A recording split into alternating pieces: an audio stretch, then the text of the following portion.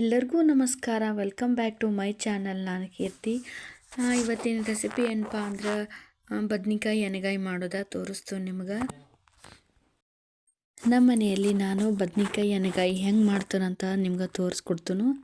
ನಮ್ಮ ಮನೆ ಒಳಗೆ 3 ಜನ ಇರೋದ್ರಿಂದ 3 ಬದ್ನಿಕಾಯಿ ನಾನು ಎಳಗಾಯಿ ಬದ್ನಿಕಾಯಿನ ತೊಗೊಂಡಿದ್ದೀನಿ. ಇವಾಗ ಒಂದು ಟೊಮೆಟೊ, ಒಂದು ಉಳ್ಳಾಗಡ್ಡಿ, ಸ್ವಲ್ಪ ಹಸಿ ಕೊಬ್ಬರಿ, ಆಮೇಲೆ ಶುಂಠಿ ಬೆಳ್ಳುಳ್ಳಿ ಪೇಸ್ಟ್ ಮತ್ತು ಕೊರಿಬೇವಿನ ಸೊಪ್ಪು, ಕೊತ್ತಂಬರಿ ಸೊಪ್ಪು ತೊಗೊಂಡು ಇದನ್ನೆಲ್ಲ ರೆಡಿ ಮಾಡಿ ಇಟ್ಕೊಂಡಿದ್ದೀನಿ. ಇವಾಗ ಒಂದು ಬಾಣಲಿ ಒಳಗೆ ಶೇಂಗಾ ಕಾಳನ್ನು ಹಾಕೊಳಕತ್ತೀನಿ. ಈ ಶೇಂಗಾ ಕಾಳನ್ನು ಚೆನ್ನಾಗಿ ಹುರ್ಕೊಳಕತ್ತೀನಿ. ಅಂದರೆ ಎಲ್ಲನೂ ಕೊಬ್ಬರಿ, ಉಳ್ಳಾಗಡ್ಡಿ, ಟೊಮೆಟೊ ಎಲ್ಲನೂ ಹುರ್ಕೊತನು. ಇದ್ರ ಜೊತೆನ ಒಂದು ಹನಿ ಎಣ್ಣೆ ಹಾಕಿ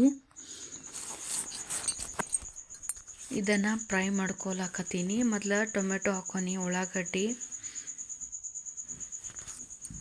ಬಳೋತೇನ ಬಿಡಲಿಲ್ಲ, ಸ್ವಲ್ಪ ಫ್ರೈ ಮಾಡ್ಕೊಂಡು ಒಂದು ಮಿಕ್ಸಿ ಬೌಲ್ ಒಳಗೆ ಸ್ವಲ್ಪ ಖಾರದ ಪುಡಿ ಹಾಕ್ಕೊಂಡು ಇದನ್ನು ರುಬ್ಕೊಂಡು ಬಂದೆ. ಇದನ್ನು ನಾನು ಕಟ್ ಮಾಡಿಟ್ಟಿರೋ ಬದ್ನಿಕಾಯಿ ಒಳಗೆ ಇದನ್ನು ತುಂಬ್ಕೋತಾ ಇದ್ದೀನಿ.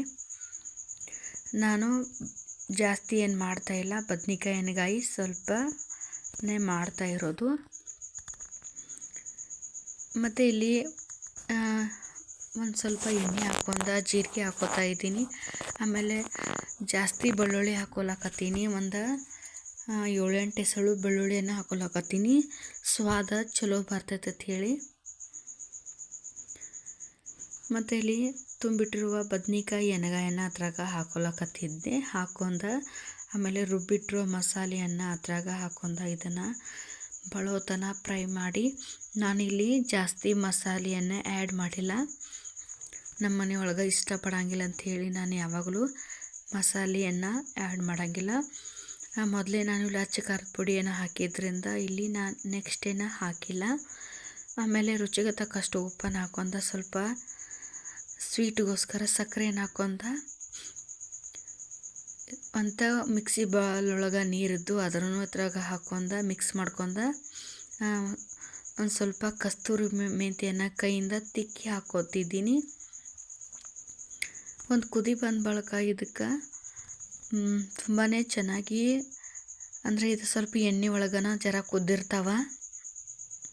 ಮತ್ತು ಕೊತ್ತಂಬರಿ ಸೊಪ್ಪನ್ನು ಕಟ್ ಮಾಡಿ ಇಟ್ಕೊಂಡಿದ್ದೆ ಆಲ್ರೆಡಿ, ಅದಕ್ಕೆ ಇದನ್ನು ಹಾಕ್ಕೊಂಡು ನೋಡಿ. ಇವಾಗ ಇದು ಕುದ್ದಿದೆ, ತುಂಬಾ ಚೆನ್ನಾಗಿ ಬಂದಿತ್ತು ಬದ್ನಿಕಾಯಿ ಎಣ್ಣೆಗಾಯಿ ಪಲ್ಯ. ನಿಮಗೇನಾದರೂ ಇಷ್ಟ ಆಗಿದ್ರೆ ಪ್ಲೀಸ್ ಫ್ರೆಂಡ್ಸ್ ಆ್ಯಂಡ್ ಫ್ಯಾಮ್ಲಿಗೆ ಶೇರ್ ಮಾಡಿ, ಹಾಗೆ ಲೈಕ್ ಮಾಡಿ, ಶೇರ್ ಮಾಡಿ, ಸಬ್ಸ್ಕ್ರೈಬ್ ಮಾಡೋದನ್ನು ಮರಿಬೇಡಿ. ನಾನು ಯಾವ ರೀತಿ ಬದ್ನಿಕಾಯಿ ಎಣ್ಣೆಗಾಯಿ ಮಾಡಿದಂತ ತೋರಿಸ್ಕೊಟ್ಟಿದ್ದೀನಿ. ನೀವು ಇದನ್ನು ನೋಡಿ ಟ್ರೈ ಮಾಡ್ತೀರಾ ಅನ್ಕೋತೀನಿ. ಇಲ್ಲಿಗೆ ನನ್ನ ಲಾಗ್ ಮುಗಿಸ್ತೀನಿ. Thank you for watching.